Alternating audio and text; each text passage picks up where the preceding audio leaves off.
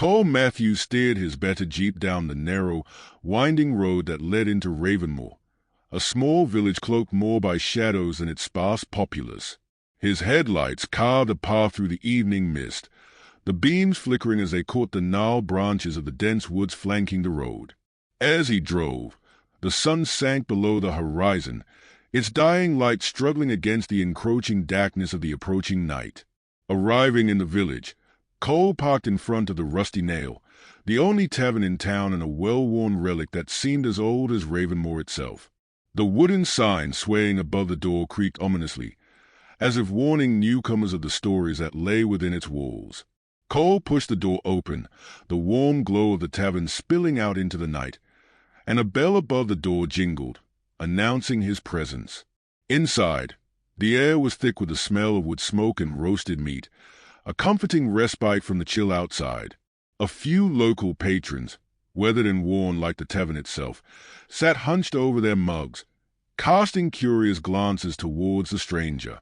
Cole approached the bar, where an elderly man with a patchwork beard and deep-set eyes polished glasses with a rag that had seen better days. "I'll take whatever's hot in a room if you have one," Cole said, his voice breaking the silence that had briefly settled over the room. The bartender nodded, pointing to a dimly lit corner of the tavern. "Stew's on the stove, and I've got a room upstairs. You're not from around here, are you? What brings you to Ravenmoor?" Cole took a seat at the bar, his back to the curious onlookers. "Just passing through," he replied, though his eyes hinted at a deeper purpose. The bartender set a bowl of stew and a crusty roll in front of Cole. As he ate, the bartender leaned in, lowering his voice to a conspiratorial whisper. "You picked an interesting night to stop by, stranger. It's nearly the anniversary of the Craven Manor fire.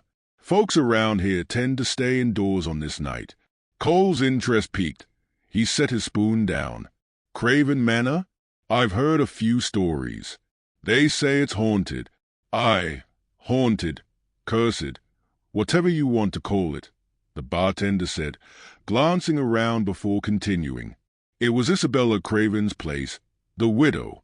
They say she dabbled in things no human ought to know, trying to conquer death itself. One night, her experiments caught up with her, and the manor went up in flames. They never found her body, just the charred ruins of her life's work. The patrons in the tavern now listened openly, their own meals forgotten. The bartender, sensing his audience, seemed to grow in stature as he delved deeper into the tale. Every year since, on the night of the fire, strange things happen around that old manor. Lights in the windows, sounds like someone or something is sobbing from the walls. They say it's Isabella, doomed to repeat her last moments forever. Not a soul in Ravenmoor will go near the place now." Cole wiped his mouth with the back of his hand, a determined glint in his eyes. "Sounds like a bunch of superstitious nonsense to me. Maybe I'll pay the manor a visit tonight, see for myself." The room fell silent, the only sound the crackling of the fire. The bartender shook his head, his expression a mixture of pity and fear. "If you value your sanity, stranger, you'll stay away from Craven Manor. Some truths aren't worth uncovering." But Cole had made up his mind. Finishing his meal and thanking the bartender, he headed upstairs to the room he had rented for the night.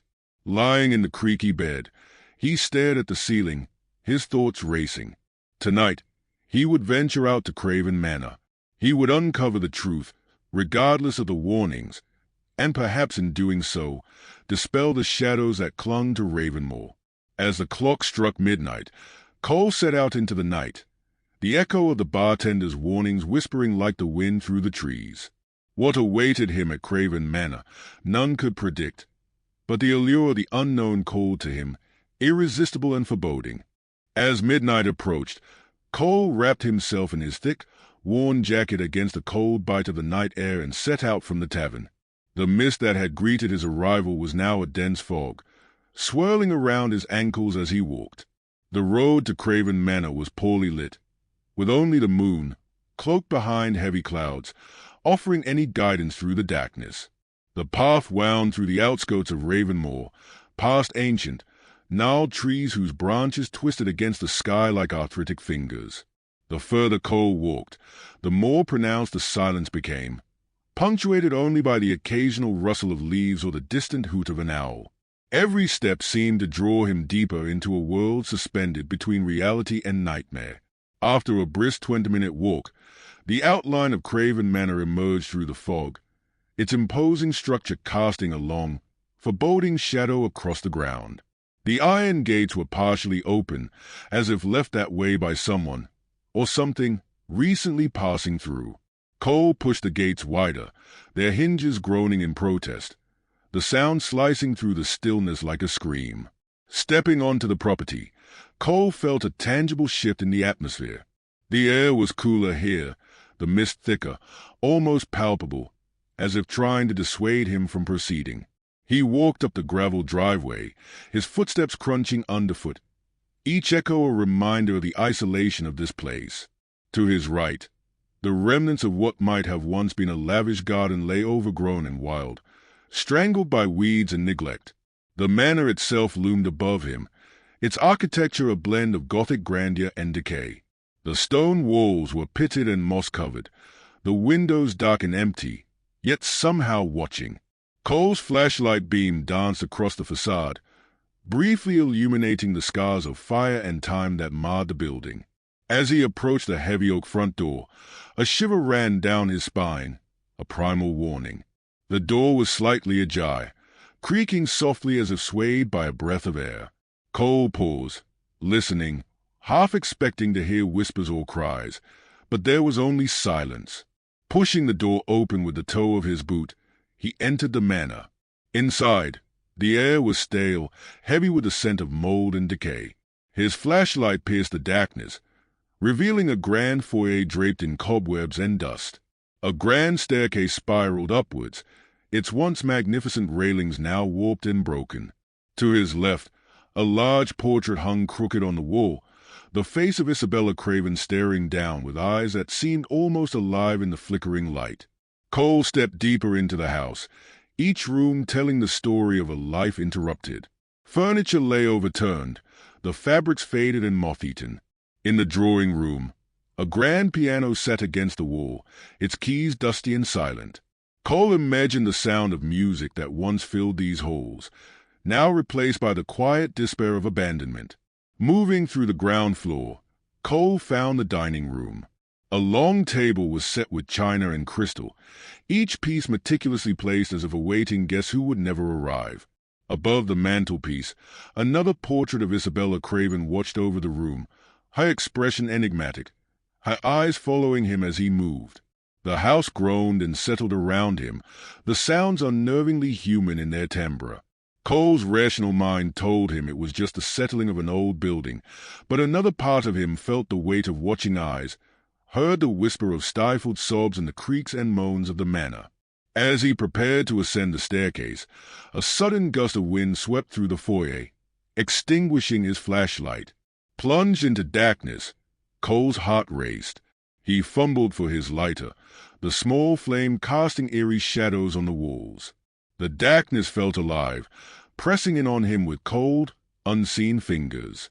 Relighting his flashlight, Cole steeled himself and began to climb the stairs to the second floor, each step creaking ominously under his weight. He knew the laboratory where the fire had started was somewhere up there, the heart of the manor and the center of the mystery he was determined to unravel.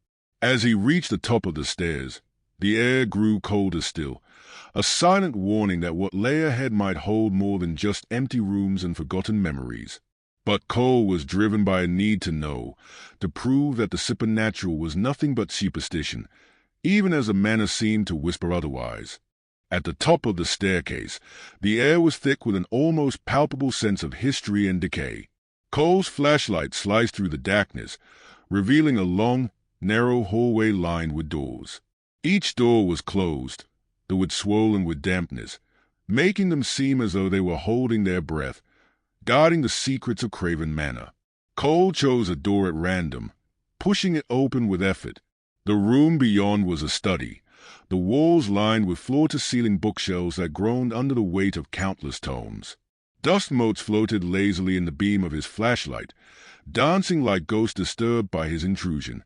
The room smelled of old leather and paper, a testament to the many hours Isabella Craven must have spent here, poring over her esoteric studies.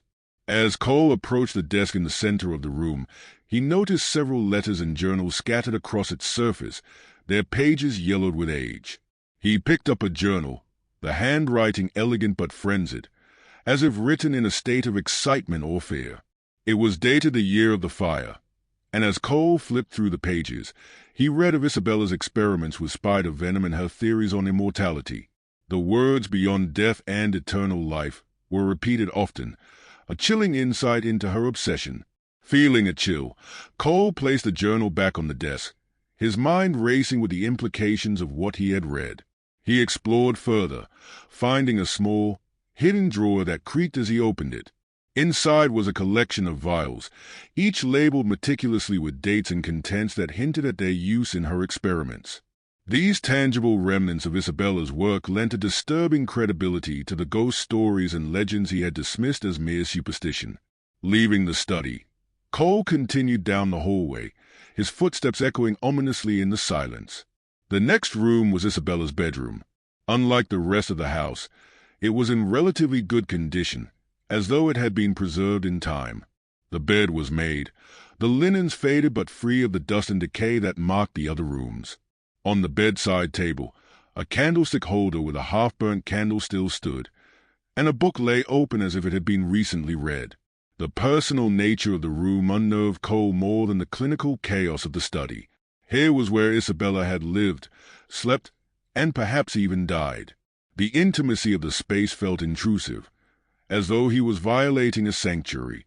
The air seemed to grow colder, and Cole felt the hairs on the back of his neck stand up as if he were being watched. With a sense of urgency, he left the room and continued to explore. He found a bathroom with cracked porcelain fixtures and a tub that held dark stains, and a guest bedroom choked with the smell of mildew and rot. But it was the last room at the end of the hallway that drew him irresistibly. This room, he knew instinctively, was a laboratory where everything had ended for Isabella Craven. The door to the laboratory was different from the others, newer, sturdier, as if it had been replaced shortly before the fire. Cole pushed it open, and the smell of burnt chemicals and charred wood assaulted his senses. The room was a charnel house of scientific endeavor gone awry. Shelves lined the walls, filled with burnt-out equipment and shattered glassware. In the center of the room stood a large, metal table, scorched and bent by intense heat. On the wall, a blackened diagram detailed a complex chemical structure, interspersed with notes written in a frantic scrawl.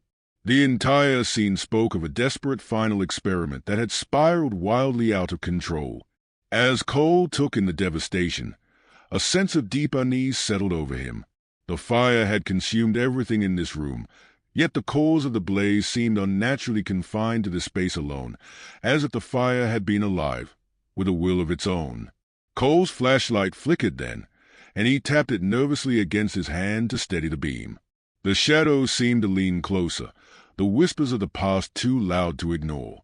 Despite his scientific skepticism, the weight of the house's history, its tragedies and secrets, felt as real and oppressive as the walls around him.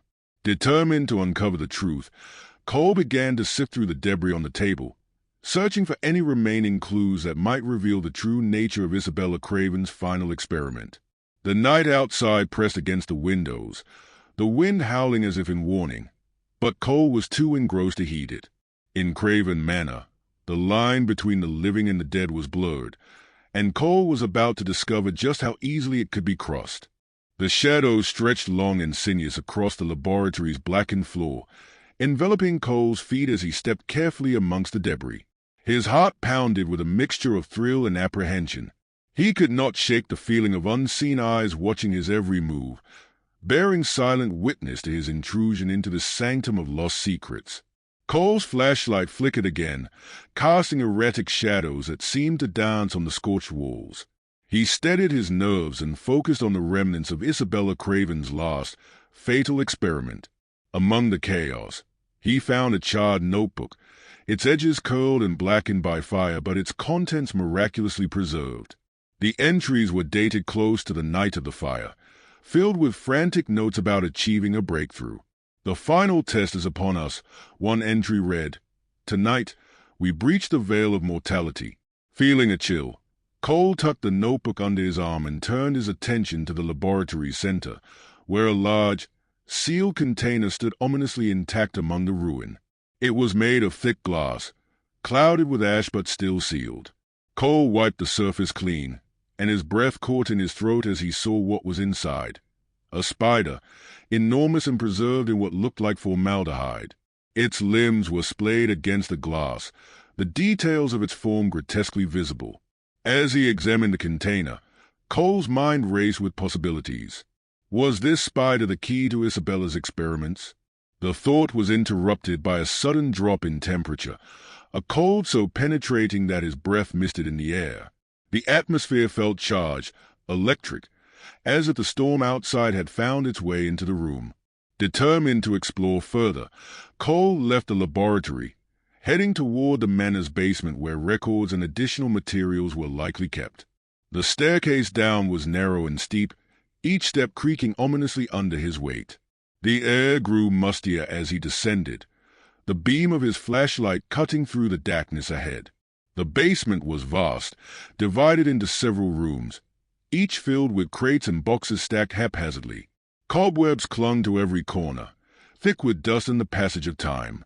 In one room, Cole found a collection of old photographs and newspaper clippings, each detailing various moments in Isabella's life.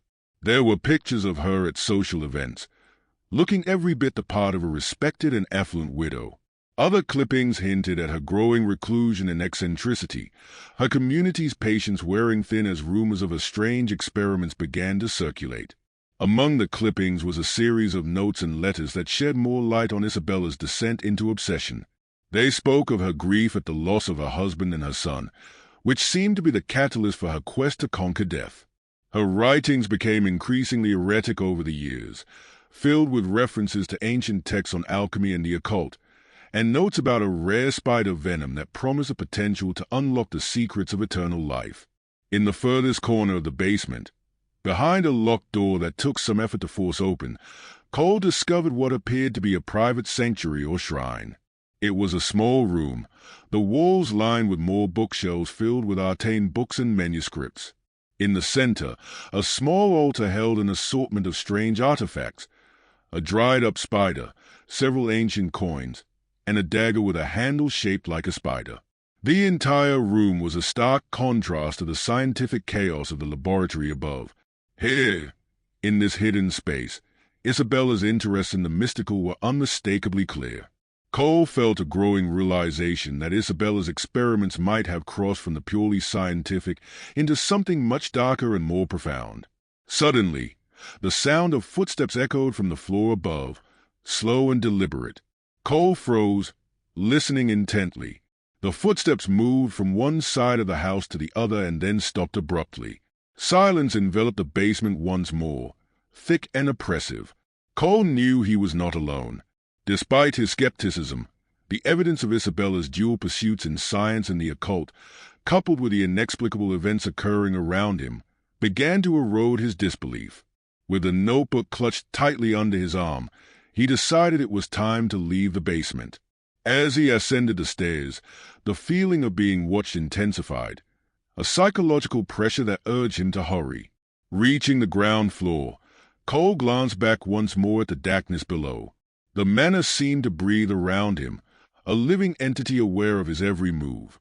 With each step back toward the foyer, the weight of Ravenmoor's dark history bore down on him, whispering secrets that were as seductive as they were terrifying. Cole emerged from the basement, his mind reeling with the newfound knowledge and eerie discoveries. The storm outside had intensified, the sound of rain and thunder now a relentless assault against the manor's old, groaning timbers. The atmosphere within Craven Manor was charged, electric, as if the storm's fury was echoing Isabella Craven's own tempestuous experiments. As he stepped into the grand hallway, the air shifted, thick with a sudden drop in temperature that made his breath visible in misty puffs. Cole's senses were on high alert. The notebook pressed under his arm felt like a burning coal, its secrets too potent to remain hidden. He paused, listening over the storm's cacophony, and could swear he heard a faint melody, like the distant echo of a piano playing somewhere above. Compelled by a mixture of fear and curiosity, Cole ascended the grand staircase once more, drawn towards the source of the haunting melody. As he reached the second floor, the music grew louder, clearer, a plaintive, melancholic tune that seemed to seep through the very walls of the manor. Following the sound, Cole found himself standing before the door to the music room, slightly ajar, inviting him in. Pushing the door open, he entered a room untouched by the passage of time. The grand piano stood against the far wall, its surface glossy and free of dust, as if it had been played just moments ago. The chandelier above still held crystals that shimmered in the flashlight's beam, casting ghostly rainbows across the room. The music had stopped, replaced by the sound of his own heavy breathing and the relentless storm outside. Feeling a presence, Cole turned slowly. There, in the reflection of the window's glass, stood the figure of a woman, her image blurred but unmistakably dressed in the fashion of a bygone era. Cole spun around, his heart pounding, but the room was empty. No sign of the figure, just a lingering sense of being watched. Gathering his courage, he approached the piano. On its open sheet music stand lay a composition titled The Weaver's Lament. The ink was faded but still legible, and as Cole read the notes, a chill ran down his spine. The melody was what he had just heard, a composition that seemed to capture the very essence of Isabella's tragic pursuit of eternal life. Suddenly, the piano keys moved on their own, the melody resuming as if invisible hands were pressing the ivory. The music filled the room, a sorrowful dirge that made the air feel heavy with sadness and loss. Cole felt rooted to the spot, overwhelmed by the inexplicable scene. As the last note hung in the air, the temperature plummeted further, and Cole saw her, Isabella Craven, as real and substantial as though she had never perished. Her appearance was spectral, her eyes hollow yet piercing, her dress tattered lace and silk, stained with the passage of time. Her lips moved, and though her voice was barely above a whisper, it carried the weight of anguish and eternal torment. "Do you understand now?" she asked, her voice echoing in the storm. "The web is eternal. Its threads bind us across time, weaving the fate of those who dare to unravel its secrets." Cole, speechless, could only nod, his skepticism shattered by the night's unearthly events. Isabella's form drifted closer, her presence enveloping him in a cold so deep it seared. "I sought to conquer death, to weave my soul beyond its mortal coil. But some thresholds are not meant to be crossed. My ambition was my undoing, and now I am bound to this place, caught between worlds." Her eyes, hollow yet intense, fixed on Cole. "You seek answers, as I once did, but be warned, seeker, the path you tread leads only to darkness and despair. The secrets of the Weaver are not for the living to know." With those final words, a gust of wind surged through the room, extinguishing Cole's flashlight and plunging him into darkness. When the light returned, Isabella was gone, and the room was silent save for the storm's waning cries. Cole stood alone, the notebook clutched in his hand, his mind a whirlwind of fear and fascination. He knew then that he could not leave, not yet. There were secrets still to uncover, truths that Isabella's warning only served to make more imperative to understand. With a deep breath, he stepped out of the music room, determined to explore the final pieces of the puzzle, no matter the cost. The manor, with all its spectral sorrow and dark allure, beckoned him deeper into its heart, towards a truth that promised to be as haunting as a melody that still echoed in his ears. Cole walked out of the music room, the echo of Isabella's spectral warning reverberating in his mind. The storm outside had calmed to a low murmur, mirroring the sudden silence that had fallen over the manor. Each step he took felt heavier than the last, as if the very air around him was thickening, trying to slow his progress. Despite Isabella's ominous warning, the thirst for answers pushed him onward.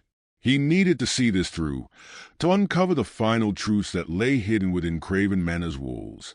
With the notebook still under his arm, Cole moved towards the attic, where the most personal of Isabella's belongings was said to be stored. Perhaps there, in her most private sanctuary, he would find the key to understanding her tragic fate. The attic stairs creaked underfoot as Cole ascended. The narrow passage was lined with portraits of Isabella and her family, each face watching him with an expression of frozen time and forgotten memories. The air grew colder as he reached the attic door. He paused, his hand on the doorknob, feeling the chill seeping through the wood. Pushing the door open, he stepped into a vast, dimly lit room. Dust particles danced in the beams of his flashlight like tiny, suspended stars. The attic was cluttered with trunks and boxes, draped with white sheets that gave the appearance of ghosts lurking in the shadows. At the far end of the attic, a large loom stood, its intricate web of thread still intact. Beside it, a final diary lay open on a small wooden table, as if waiting for him to read. Cole approached the loom, the sense of Isabella's presence overwhelming. The loom was a metaphor for her life's work, the threads interwoven with her ambitions and failures. He touched the threads lightly, half expecting them to disintegrate under his fingers, but they held strong, resonating with a silent energy. Turning to the diary, Cole began to read. The entries were different here, more reflective. Isabella wrote of her loneliness, her desperation to bridge the gap between life and death, and her final, doomed attempt to cheat mortality. She spoke of the loom, describing it as her attempt to weave the fabric of life itself, to create a tapestry that would protect her soul from the ravages of time. As Cole read, the room seemed to grow darker, the shadows deepening. A soft sound began to fill the space, a gentle, rhythmic clicking that seemed to emanate from the loom itself. Cole's heart raced as he realized the loom was moving, its shuttle sliding back and forth as if operated by unseen hands. The threads vibrated, weaving a new pattern that seemed to pulse with a life of its own. Mesmerized, Cole watched as the pattern grew more complex, a web of threads that mirrored the web of fate Isabella had tried to control. The air around him grew icy, and he could feel the pull of something beyond, a gateway that Isabella had opened and never been able to close.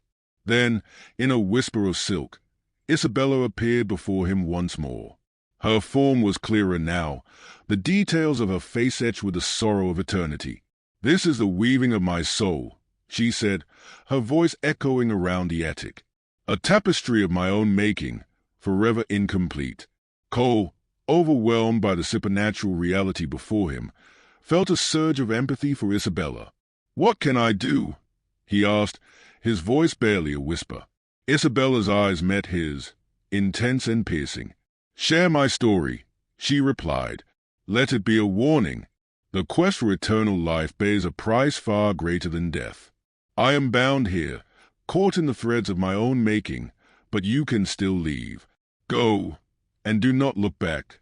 With those final words, Isabella faded into the threads of the tapestry, her presence absorbed by the loom's intricate pattern. Cole stood alone, the diary in his hands, the loom slowly coming to a stop. He knew he had been given a rare gift, a story that bridged the gap between the living and the dead, a story that needed to be told. As dawn broke, painting the sky with streaks of gold and pink, Cole left Craven Manor. The house seemed to sigh, a sound of release, as he walked away.